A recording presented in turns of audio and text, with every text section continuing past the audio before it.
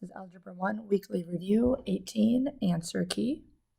You can fast forward at any time to the question that you need. You don't have to watch this whole thing if you don't need it.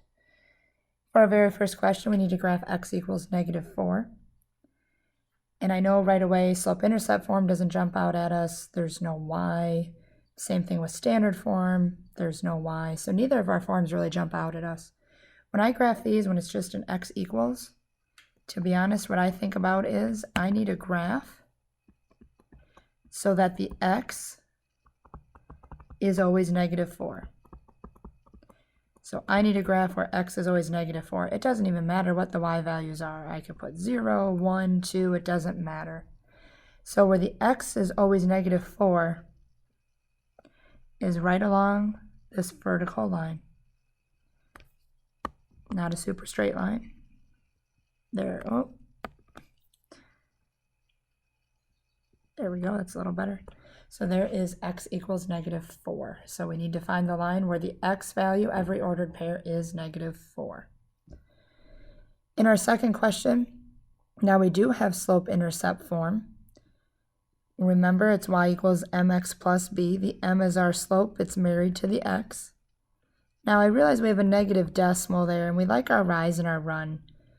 If I'm able to, and there's also a feature on the graphing calculators, if I know that decimal is a fraction, I like my slope to be a fraction. If you have access to a graphing calculator, let me just show you real quick. I can type in -0.75 and hit the math key, fraction, and it will change it to -3/4. So if you have that graphing calculator and you want to try to change your decimal to a fraction and you're not sure what it is, that could be an easy route for you. All right, so we've got our slope. The negative sign can go with the numerator or denominator, but not both. So we could go down 3, right 4, or we could go up 3 and left 4. One of the directions should be negative. The b is our 2, that's our y-intercept. I like to write that as an ordered pair. It reminds me where it goes on the graph. So we start at the y-intercept, and then I follow the directions for my slope. We could go down 1, 2, 3, right 1, 2, 3, 4.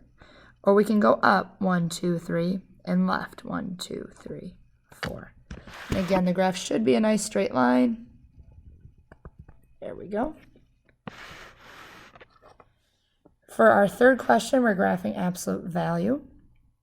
With absolute value, we can easily pick out our vertex and axis of symmetry. So that will be this graph. It's a +4 inside the absolute value bar, so it really goes left 4.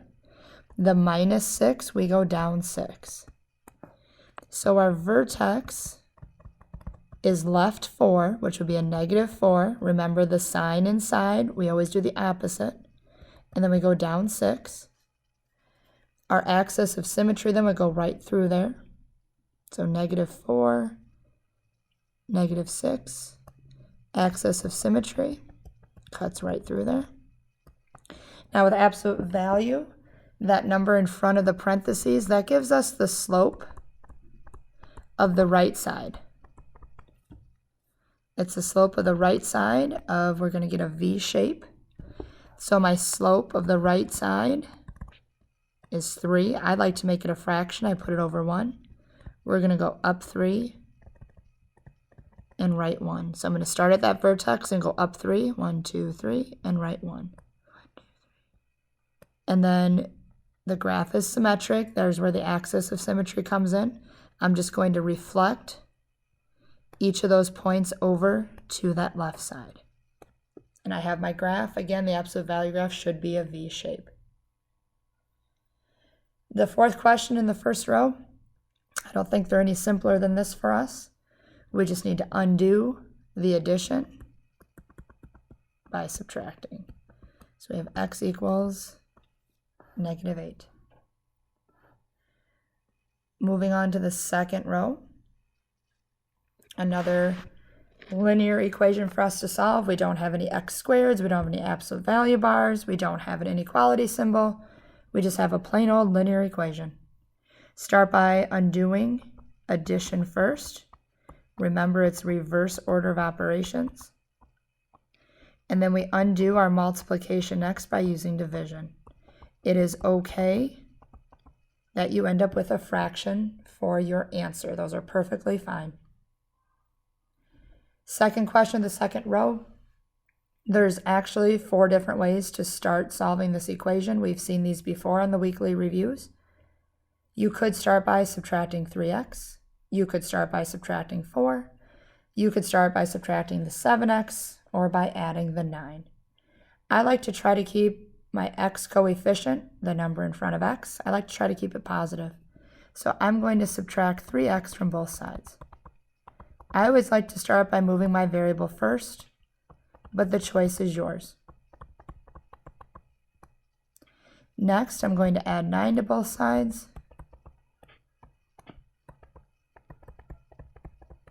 And last, I'm going to divide by 4. Now, if you want to leave that as 13/4, you can. That's totally fine.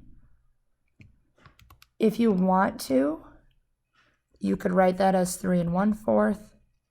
Or if it's a nice terminating decimal, I can accept a decimal. That's okay. If you thought to solve that a different way, maybe you wanted to subtract the 7x over because you like to keep your variable on the left, that's okay. Go ahead and subtract that over first. We should still get the same answer. Third question in the second row. It's an inequality this time. We have a less than sign instead of an equal sign. So my only step here I have to solve is divide by -2. Now, when I divide by a negative, that inequality sign becomes a greater than. It has to flip. Now, with our inequalities, we like to also graph our solutions. Be careful when you're numbering your number line. I often see mistakes when it involves negatives on a number line. Remember, -3 is going to be to the right of -4, and -5 will be to the left. -5 is smaller than -4. I always like to test out a value. Well, first of all, I have to start with our circle. There's no equal sign, so we're going to go open circle. And then I always like to test out a value whatever way I think I should shade. So in this case, I think I should shade to the left. So on the left is -5. Is -4 greater than -5? Remember, the gator wants to eat the bigger number. This checks out, so that's the way I want to shade. Now, I know some of you are probably thinking, oh, wait, Miss Golly, I think because the symbol's pointing to the right that I should shade right. Well, over on the right is -3. -4 is not greater than -3. That's a false statement, so I don't want to shade that way. So -4 is greater than -5. That checks. I want to shade that side. Another inequality for us to finish up this row. I'm going to start by adding 1 to both sides. Then finish off by dividing by 5. There is not a negative. I don't flip the symbol just because I divided. It has to be a negative. There's no negative, so my symbol stays a greater than or equal to. I just need a few numbers on my number line. There is an equal to, so my circle is closed on the 2. I think this one should be shaded right. So I'm going to take 3 and double check and make sure it works. Oh, that should be a 2. Is 3 greater than or equal to 2? Check. Yes, it is. So I'm going to shade. Again, you cannot always just rely on the way the symbol is pointing to decide which way you shade. I highly suggest test a number on the side you think you should shade. If that number makes your inequality true, you've got the right side. If it doesn't make it true, try the other side. All right, third and final row on the front side, we see another inequality. This time we have to start by distributing first. Nothing else changes to start. Now we have the same situation that we saw. Oops, sorry guys. In the second row, we have 4 different options we could solve here. We could subtract the 2x, we could add the 2, we could subtract 10x, we could subtract 15. Any of those will get us the right solutions. Again, same as I explained with that question in the second row, I like to try to keep my x positive, the number in front of x positive. So in order to do that, I'm going to go ahead and subtract 2x from both sides. So negative 2, I keep my less than, 8x plus 15. Move my 15 by subtracting. And I get negative 17 is less than 8x. Divide by 8. Now up to you again how you want to write this solution. Since we're going to graph it, I think that writing it as a mixed number is going to make it a little easier. I would write this as negative 2 1/8. So graphing on the number line will be a little bit easier as that mixed number versus an improper fraction. So we have negative 2, negative 3. If you want to do negative 4, you can. Open circle, but I need eighths. So in order to make eighths, I need to split between negative 2 and negative 3 into 8 pieces. So it takes 7 cuts. 1, 2, 3, 4, 5, 6. And I'm going to scoot this over just a bit. So put negative 3 there. Now I have 7. 1, 2, 3, 4, 5, 6, 7 cuts. So now I have eighths. Negative 2 1/8 will be on that first little tick mark. I think this one should be shaded to the right. So I'm going to try out negative 1.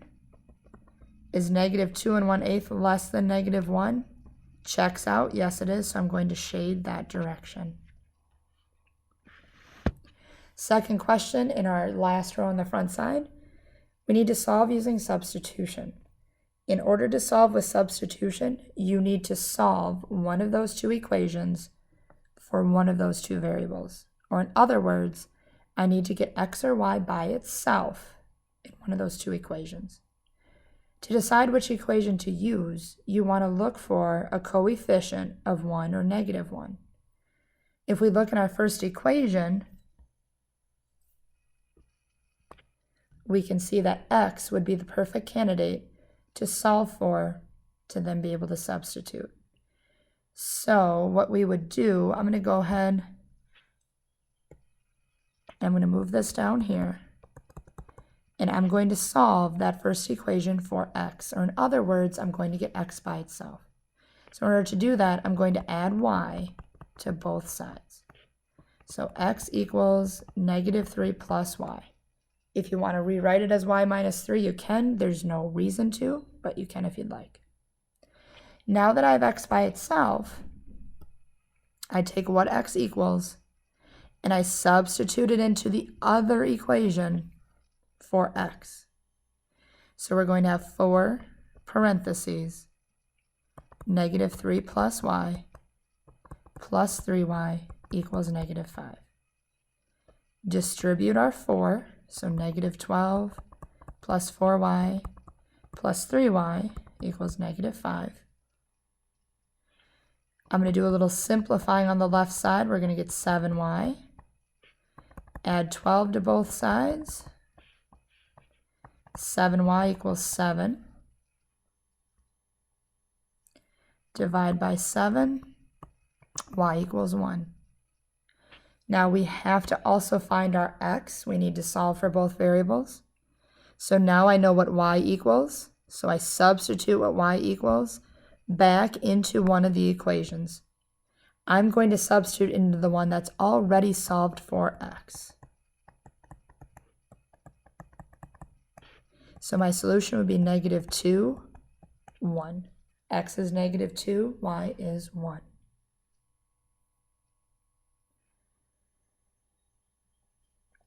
Our third question in that last row, we want to solve with elimination. In order to use elimination, we need a pair of opposites. So same number, opposite sign. So as I look through, I look at my x's first. I have a 4 and a 5. There's nothing nice or whole number integer that I can multiply 4 by to get 5.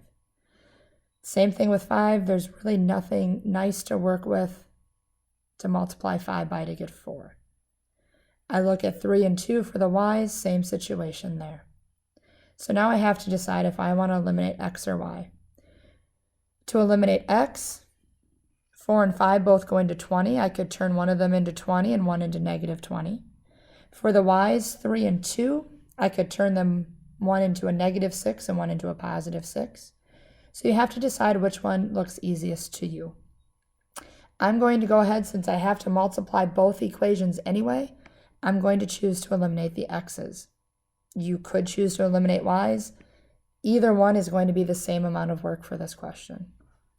So I'm going to turn that first the first 4 into a positive 20. So I'm going to multiply by 5. And then for the second x, I want to turn that into negative 20. So I'm going to multiply by negative 4. So that first equation, I have to distribute the 5 all the way, even to the 8. So 20x minus 15y equals 40. Then the bottom one, I do have to distribute the negative 4. So negative 20x plus 8y equals 44. Now I'm going to go ahead and add the two equations together. Positive 20 and negative 20, they eliminate. Negative 15 and positive 8 will give me a negative 7y. Positive 40 plus positive 44, I'm going to get positive 84. Next, I divide by negative 7, and we get y equals negative 12. Once I have my y, I have to substitute back into one of the two equations to find my x. With this one, there's not really an easy choice like we had with substitution. So I'm just going to pick the top equation. So I have 4x minus 3 times negative 12 instead of y equals 8. Again, I'm using that top equation. So 4x plus 36 equals 8. Subtract 36. 4x equals negative 28. Divide by 4. X equals negative 7. So our final solution, x is negative 7, y is negative 12. Last but not least, a little application question to finish off the front side. In one performance night of a play, $1,040 was earned. There were 64 adult tickets and 132 student tickets sold. Find the price of each ticket if an adult ticket costs twice as much as a student ticket. So I'm going to go ahead and let A represent the cost of an adult ticket.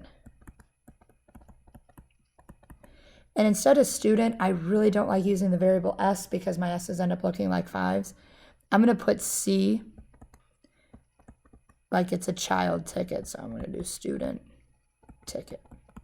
You could just use X's and Y's if you want. I like to use variables that help me remember what they are representing.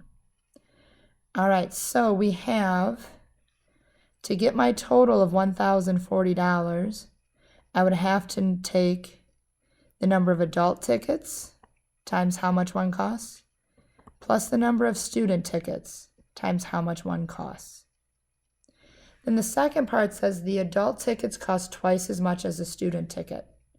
So to get the adult ticket price, I would have to double the student ticket price.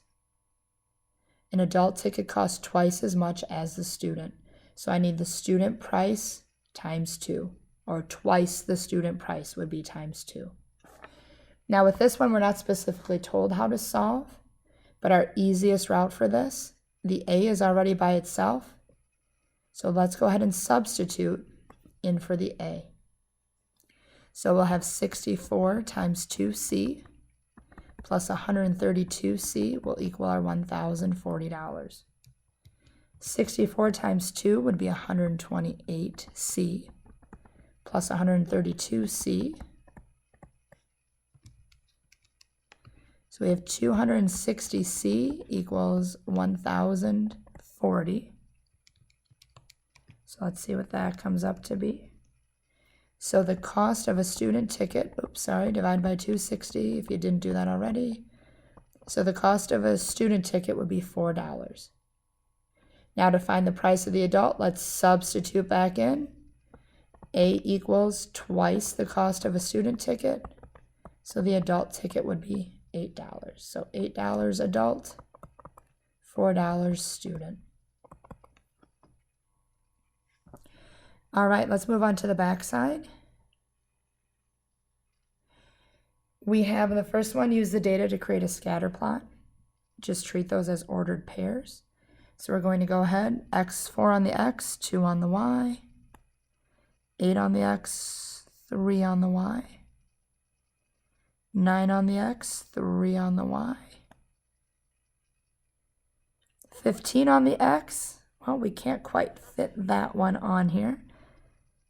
That would be out here somewhere. Our scale's already set there, so we'll just keep going with it. 7, 3, 6, 1, and 12, 0. So again, we're just going to kind of guesstimate. I really don't like to do that for the graph, but the graph we're given here already has that set scale. So we're going to go ahead and keep that for our scatter plot. Next, we're asked to give the line a best fit for the data. In order to do that, we are going to go to the calculator. We're going to go Stat, Edit, and we're going to go ahead and clear out our lists. You probably have the same things in there from week 17. Highlight list 1, clear, enter. Highlight list 2, clear, enter. Make sure you're using clear, not delete. So I'm going to go ahead and enter in the X values into list 1.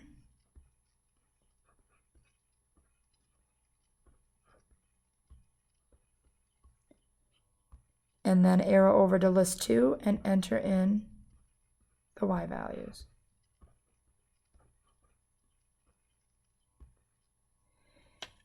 Then to get our line of best fit, we're going to go back to the Stat key and arrow over, so we're at the Calculate menu, and we want option number 4. Now you can just press number 4 if you'd like. I'm going to arrow down to it so we have it highlighted so you can see exactly which option I'm choosing.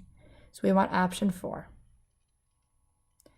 If you have an older calculator, you will not get this menu. You will just get linreg ax plus b on your home screen. Press enter. If you have this screen, make sure you have list 1 and list 2. Arrow down to calculate and press enter. So what we have is we have all the ingredients we need to make that line a best fit. We have y equals ax plus b. Let's go ahead and round the a. Let's go 3 decimal places. So let's go 0.079 and the b 1.599. So we're going to put that together. So we're going to have y, I'm going to do approximately because we are rounding these values. The a was, we rounded to 0.079, that goes with the x. Then we have plus 1.599 for the b. So again, this was ax plus b. We got that information off of our calculator. All right, now we're going to interpret if x is the number of years a couple's been married and y represents the number of children they have. Interpret the meaning of the slope and y-intercept of the line of best fit. All right, so our slope is 0.079. We can put that over 1.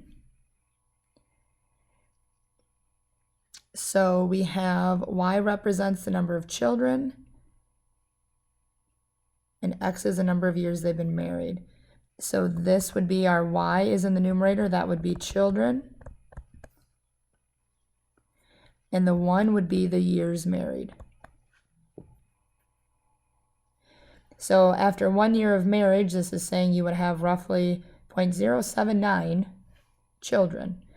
So if we interpret that literally, after 1 year of marriage, the couple would not have any children. You can't have 0.079 of a child. So really it's 0.079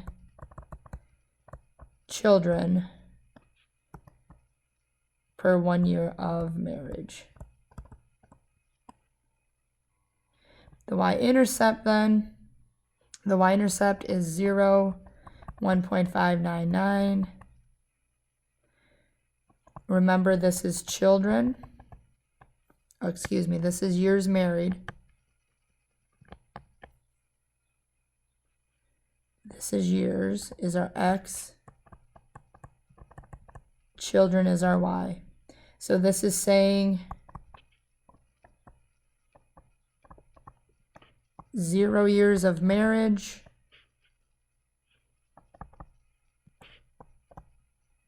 They have 1.599 children. Now remember, this is a scatter plot. It is a line of best fit, so we're not always going to come up with perfect whole numbers there. This is just coming from the data that we have.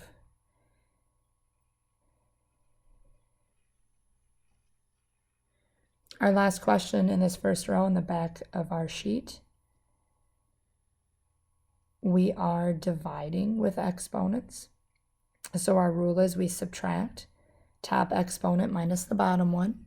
So we're going to have x, we're going to do -4 minus 2 is -6. Then for the y, 3 minus 5 would be -2.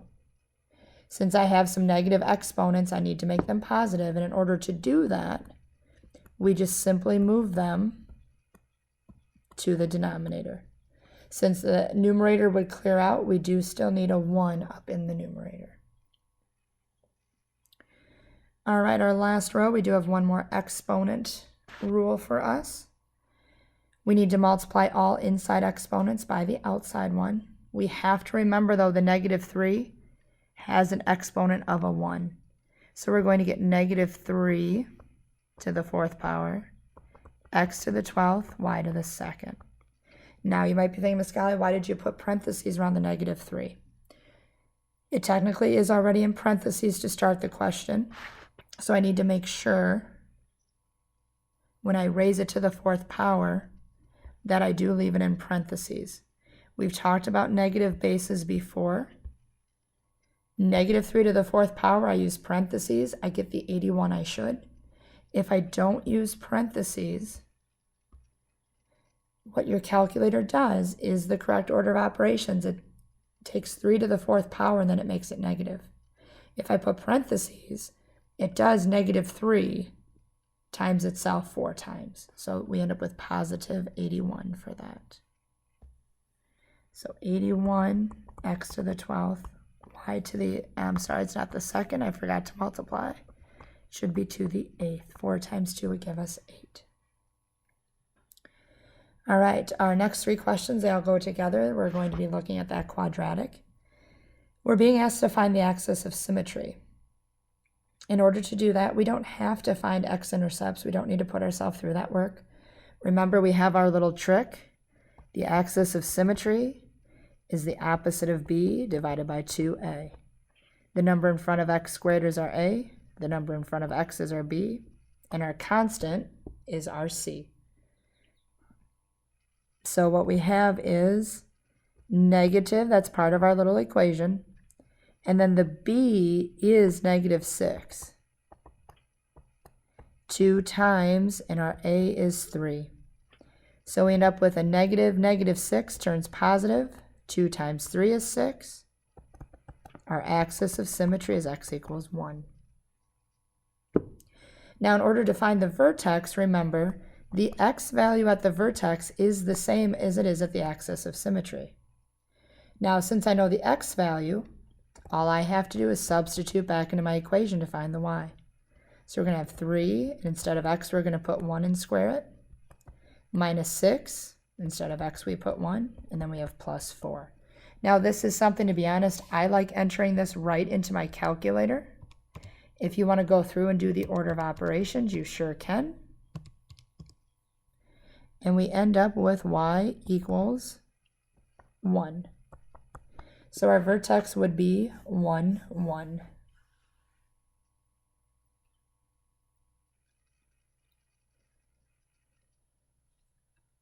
Last but not least, it says give the domain and range of the quadratic.